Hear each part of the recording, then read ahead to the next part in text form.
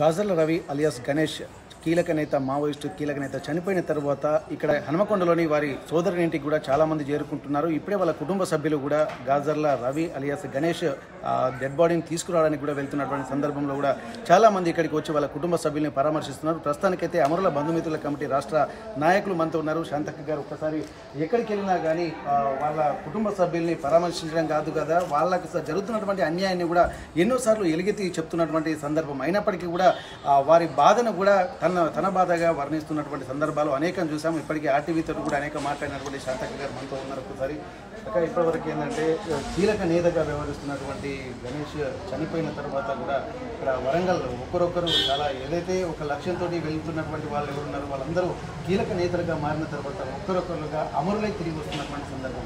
ఎప్పుడైతే ఉద్యమాలకు వెళ్ళిన తర్వాత మళ్ళీ ఇదే అంటే వెళ్ళడమే తరువాయి చనిపోయిన డెడ్ బాడీలు మాత్రమే తీసుకొస్తున్నటువంటి సందర్భాన్ని చూస్తున్నట్టు గణేష్ చనిపోయినటువంటి సందర్భాన్ని కూడా అట్లాగే చూడాల్సినటువంటి పరిస్థితి. ప్లస్ చర్చల సమయంలో కూడా చాలా కీలక నేతగా వ్యవహరించినటువంటి గణేష్ మృతి చెందడాన్ని మీరు ఎట్లా చూస్తున్నారు, ఎంతవరకు ఎట్లా చూస్తున్నారు? వారు అంటే కగార్ ఆపరేషన్ మొదలుపెట్టి ఒక్కొక్కలను ఎవరు లేకుండా చేద్దామని వాళ్ళు అనుకున్నట్టు ఆ వంశానటైనా ఎప్పటికప్పటికు చెప్పుకుంటా 2025-26 వరకు పూర్తి చేస్తామన్నాడు ఆయన. అలాగనే ఈ పెద్ద పెద్ద నాయకులు పట్టుకునడం అంటే వాళ్ళకు ఎదురైనప్పుడు వాళ్ళు అనారోగ్యంగా ఉన్నప్పుడు వాళ్ళను పట్టుకున్నప్పుడే వాళ్ళను అరెస్టు చేసి కోర్టుకు హాజరుపరిస్తే బాగుండేది. వాళ్ళను అట్లా చంపడం బాగలేదు. అరుణ కానీ వాళ్ళ గణేష్ అన్న ఉదయ్ కానీ ఇంకో సంతు అనటే ఈ ముగ్గురు నాకు వాళ్ళ అనారోగ్యంతో ఒక జ్వరములో ఉండి ఎక్కడనో ఉన్నారు. వాళ్ళను చుట్టుముట్టి ఎన్ని చిత్రహింసలు పెట్టి చంపినరో అది వాళ్ళకు తెలుసు. వాళ్ళు వచ్చినాక వాళ్ళ గాయాలే సాక్ష్యం ఇస్తాయి. అట్లా చాలామందిని పట్టుకొని అనారోగ్యంతో పట్టుకొని చంపుతుండ్రు. అట్లా మీరు చంపకండి, చంపితే అది బాగుండదు. అట్లా అది మీకు తెలుసు. కానీ ఉన్న ఎవ్వరు దొరికినా కానీ వాళ్ళను కోర్టుకు హాజరుపరచండి, వాళ్ళని అట్లా చంపకండి. దొరికిన వెంటనే వాళ్ళను చంపక కోర్టుకు హాజరుపరిచి వాళ్ళ కుటుంబానికి అప్పచెప్పమని అమరుల బంధుమిత్రుల సంఘం కానీ కోరుతుంది. అక్క ఇప్పటి వరకు నిజంగా ఎంతోమంది ఇప్పుడు నిజ నిర్ధారణ కూడా జరగాల్సింది. చంపిన తర్వాత డెడ్ బాడీస్ను ఎట్లా చేసిన పోస్ట్ మార్టం తర్వాత నిజ నిర్ధారణ కూడా చేయకుండా చేస్తున్నటువంటి అనేక ఆరోపణలు చేస్తున్న నేపథ్యంలో దీన్ని ఎట్లా చూస్తున్నారు? మరి ఏ లక్ష్యంతో, ఎందుకంటే వార్ధక్యంలోకి వచ్చిన తర్వాత వయసు మీరిన తర్వాత కూడా చాలామందిని కూడా పేషెంట్లుగా ఉన్నటువంటి వాళ్ళను కూడా కొంత లొంగిపోయిన తర్వాత వారికి శిక్ష వేస్తారా, జైల్లో పెడతారా అన్నటువంటి కోణం తర్వాత. కానీ ఇక్కడ చంపడాన్ని ఎట్లా చూస్తున్నారు మీరు అన్నట్టు? ఆ చంపడం మాత్రం వాళ్ళకు అది కరెక్ట్ కాదు. మొన్న నంబాల కేశవరావు కావచ్చు, ఇంకా పోతే రాకేషు, ఆమె విజయలక్ష్మి, పోతే భూమిక, వీళ్ళని పట్టుకొని చంపి కనీసం ఆ శవాలను సుధా వాళ్ళ కుటుంబాలకు అప్పచెప్పలే. 3 రోజులు అక్కడ ఉన్నారు. మీరు రండి, ఇక్కడ లెటర్ రాయండి, మీరు ఇక్కడ లెటర్ రాసిండ్రి, సంతకాలు పెట్టారంటే వాళ్ళు సంతకాలు పెడుతుండ్రు.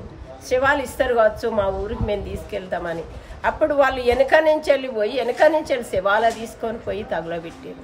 కనీసం ఆ రాకేష్ వాళ్ళ అమ్మ అడుగుతుంది, నా కొడుకు ఈ బూడిదన్న ఇచ్చిన అని, ఆ బూడిదిలో నా కొడుకు రూపం నేను చూసుకుంది కదా, మీకు పిల్లలు ఉంటే ఏర్పాడు, ఆ పిల్లల ప్రేమ ఏందని నా కొడుకును బూడిద సుతీయలేదు వీళ్ళదని చెప్పి.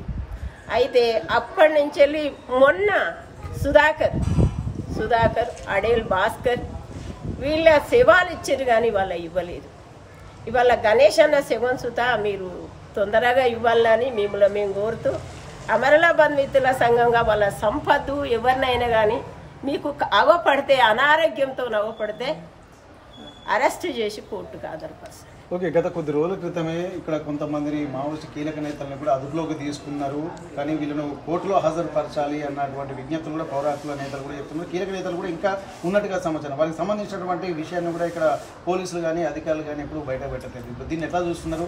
నిజంగా రేపు జరగబోయే ఎందుకంటే బూటకు ఎన్కౌంటర్లుగా దీన్ని అభివర్ణిస్తున్న నేపథ్యంలో పట్టుకున్న తర్వాత ఇంట్రాగేషన్ చేసి వాళ్ళను చిత్రహింసలు పెట్టి కాల్చి చంపుతున్నటువంటి ఆరోపణ చాలామంది చేస్తున్నారు.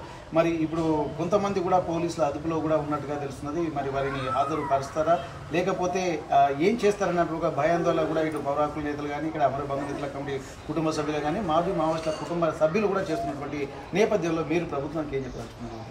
ఏం చెప్తున్నామంటే వాళ్ళని తీసుకొని వాళ్ళ అదుపులో పెట్టుకున్నారు. వాళ్ళు కర్రెగుట్టాలకి వెళ్ళి తీసుకున్నారా ఇంకెక్కడి నుంచి వెళ్ళి తీసుకున్నారో వాళ్ళు అదుపులో పెట్టుకొని వాళ్ళతో మాట్లాడుకుంటూ 2 రోజులకు 3 2 రోజులకు 5 ఓ 20 మందిని వాళ్ళు అట్లా చంపి పెడతారు. అదే అట్లా చంపడం వాళ్ళకు న్యాయబద్ధం కాదు. అట్లా చంపద్దు.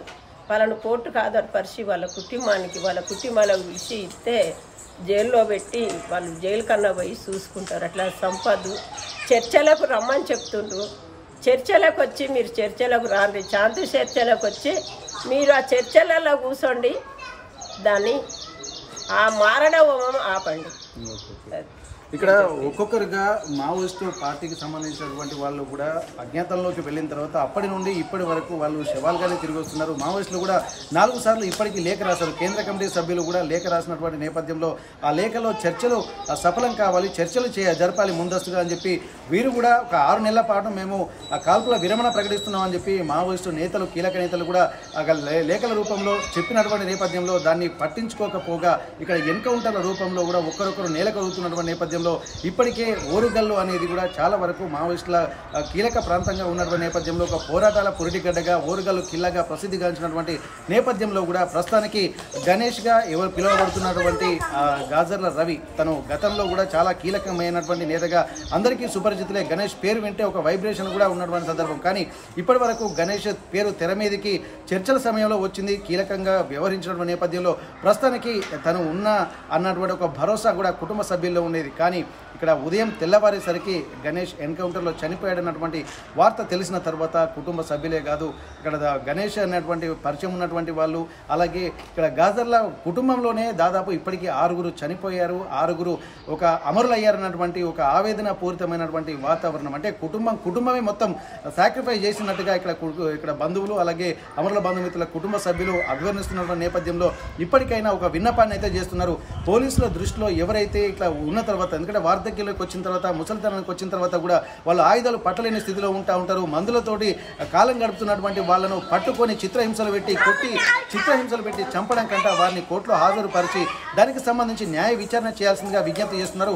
ఇప్పటికైనా శాంతి చర్చలు చేస్తే అంతకు మించిన సంతోషం లేదన్నటువంటి ఒక విజ్ఞప్తిని కూడా చేస్తున్నటువంటి పరిస్థితి.